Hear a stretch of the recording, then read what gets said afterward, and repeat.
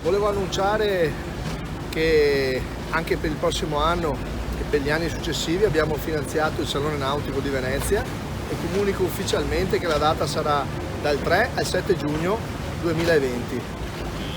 Vogliamo insistere con questa proposta culturale di progettazione e di presentazione delle grandi eccellenze nautiche italiane e del mondo qui a Venezia.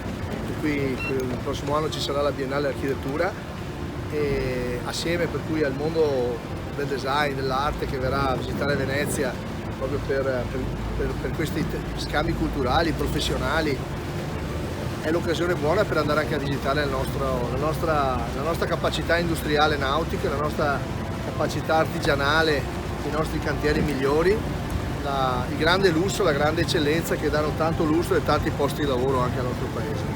L'idea è proprio quello di aiutare il nostro paese, la nostra grande Italia a tornare protagonista sui mercati internazionali.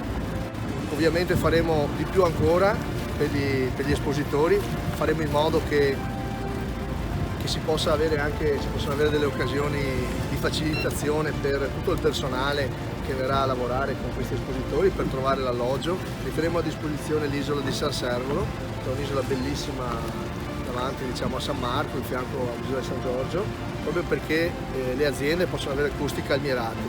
E poi invitiamo tutto il popolo del mare, quello che io chiamo così perché sono le famiglie che vanno in barca, adorano il mare, vivono nel mare con le barche a vela o le barche a motore, ma sono le sentinelle vere dell'ecologia, del rispetto dell'ambiente, del rispetto della natura. Qui il Salone di Venezia vuole essere, come è stato quest'anno, ma di più, un'occasione per incontrare le istituzioni, tutti quelli che fanno sicurezza in mare, quelli che ci difendono anche i confini, per cui la Marina Militare, ma anche tutti quelli che fanno la protezione delle nostre acque. E poi a fianco tutti i professionisti invece che immaginano il futuro della navigazione.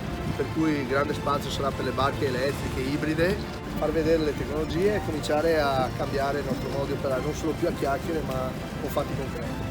Grazie a tutti quelli che sono venuti l'anno scorso, è stato un successone, noi ci auguriamo che sarà ancora di più quest'anno, per cui venite tutti e faremo di tutto, dal 3 al 7 giugno 2020 a Venezia, al Salone Nautico. Benvenuti a Venezia.